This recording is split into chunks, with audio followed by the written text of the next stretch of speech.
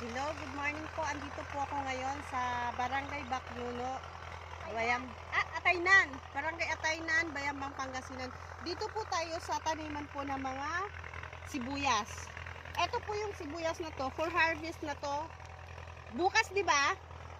Bukas na po ito i-harvest. 3 months to? 3 months? Mahigit 3 months mula nang itinanim siya. Ang unang process dito, ang ginagawa daw po pala ay, akala ko dati, tinatanim to na isa-isa, na isa-isang piraso ng sibuyas. Hindi po pala. Ginagawa po pala yan, ay nagbuto. Para pala siyang buto ng kamatis daw, kalilit yung buto niyan, isinasabog. Tapos, pag medyo malalaki na siya, isi-separate, tatanggalin lang yung mga nagdidikit-dikit, ihihiwalay, itatanim sa iba't ibang part. Tapos po, yun. Ito po siya ngayon, medyo madamo po siya. Kasi po, yung damo, nagpiprevent po para hindi mapeste yung mga sibuyas. Yung panahon kasi ng sibuyas ngayon ay napipiste. Kaya hindi nila tinatanggal yung mga damo. Dapat talaga malinis to. Ang purpose lang talaga dito is para yung peste, yung mga insekto, sa damo sila nagpupunta, hindi sa mismong sibuyas. Ito po. Ayan. Ito, bubunutin na po ito bukas. Bukas daw. Yun. Ganun. Ikutin natin. Oh. Ito yun. Oh. Hindi masyadong makita yung sibuyas. Kasi nga po, yung damo, andyan po.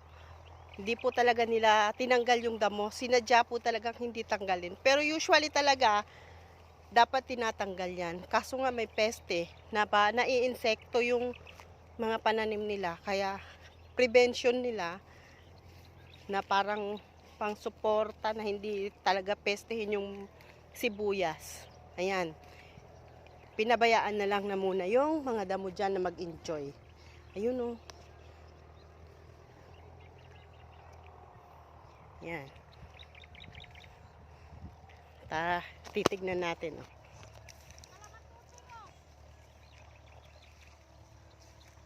Tapos, eto, bubunutin to bukas. Pag binunot, ay, Diyos ko, baka lumubog tayo dito ning. Malagay.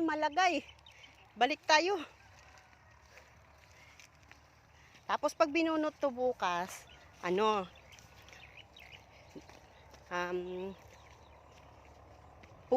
puputulan naman daw ng yan, yung, ano ba yun?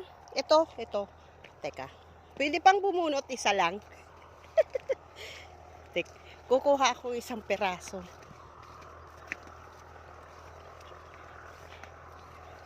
Yung isang peraso.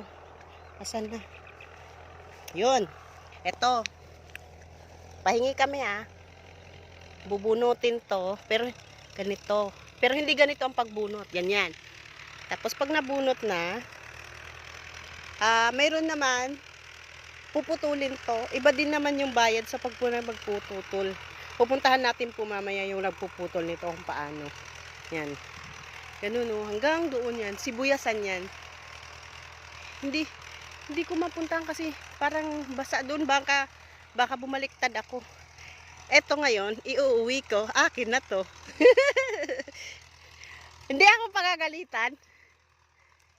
Nagbunot ako isang peraso. Ay, muntik na akong matuwad. Yan. Ayan o. Doon, hanggang doon, sibuyasan yan. Sobrang lawak, no? Pero hindi pa to yung pinakamalawak na plantation ng sibuyas. Kasi parang, parang ito pa lang yung maliit na part ng portion ng nagsisibuyas. Hindi talaga yung pinaka ng sibuyas. Dito kasi sa barangay na to, ito yung pinaka source ng sibuyasan dito sa barangay, sa bayan ng Bayambang. Kaya yun, hindi na ako pupunta doon.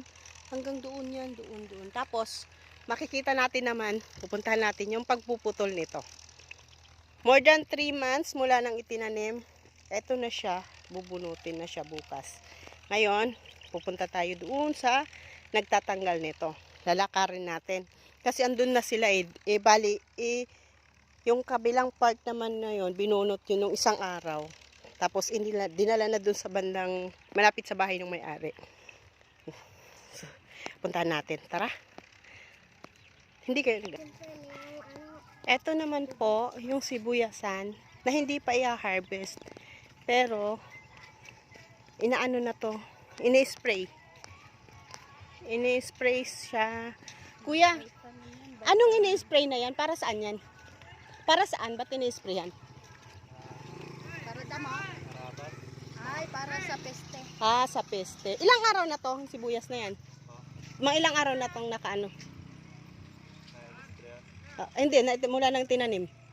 May 2 months na. May 2 months. Ah, 3 months. Pari malapit-lapit na rin siguro tong anihin. Ayun o, ini-spray. Ito na po yung sibuyas na nabunot. Kaya pala, hindi lumabas ha. Ang ginagawa nila ngayon dito, pinuputulan po nila. Pinuputol to. Papakita natin sa inyo yung, bali ito na yung medium. Anong ano to? Anong size na to ng sibuyas? Palito na yan, yung mga ano. Ito. Anong size? Medium size na daw to. Kaya ito yung nahuli. Inuna nila yung mga malalaki. Kaya ito yung nahuhuli ngayon na pinuputulan nila. Ayan. Ganyan yung ginagawa nila. Oh. Puputol. May vlog. Ayan. Ayan. Ay, inihawalay pala. Depende sa laki. Ayan. Mabagal pa si ate. Mas mabilis ako dyan, te. Charot! Hiwalay kasi. Oh. Yung palito, hindi pwedeng ihalo. Maliliit. Yung may patusok, yung parang hindi bilog. Po yung ganun po. Kailangan pala hinihiwa-hiwalay. Pag ganito, Yan, tali na yan. ganito, tatali na. Ito yung sinasabing palito. Nabibenta din to. Oo, itatali. Kaso sa mas mura. Okay. Tali lang, hindi siya per kilo. Per bundle, per tali. Ayun. Madami po silang gumagawa. Yan. Nakalagpas ka na. Tapos yun. Tuloy-tuloy lang sa ginagawa nila. Pa-practice nga ako kung paano. Puputol lang ako. Hawakan mo ba? Hawakan mo, Bi. Ate pa. Practice daw. Yung sibuyas ko dyan. Itutok mo yung kamay. Ay, mo. Asan ba to? Ay, yan, sige. Yan, ganyan. Isang piraso lang sa akin. Tutok mo, be. Ganito. Malapit ba? Hindi, ihaba mo pang konti. Ayan. Yan. Tapos, saan to? Dito. Good yan. Ay, ito palito. Ito daw palito. Mapahaba ay palito. Ate, pa-istorbo lang tablet Ito pa. Isa na lang. Yan. Yan dito. Mabilis ako. 2 piraso yun, ha?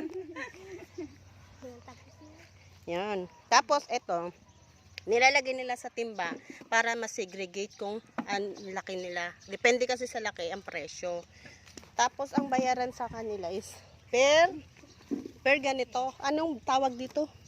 Per burike. Depende sa size ang payment ng Yung burike, sa Pangasinan, burike. Sa Tagalog, sako yan. Ayan per sako, ang binabayad dyan. Hindi ko po alam, pero wag na nating alamin. Kasi kanila na yon. Hindi ka, be.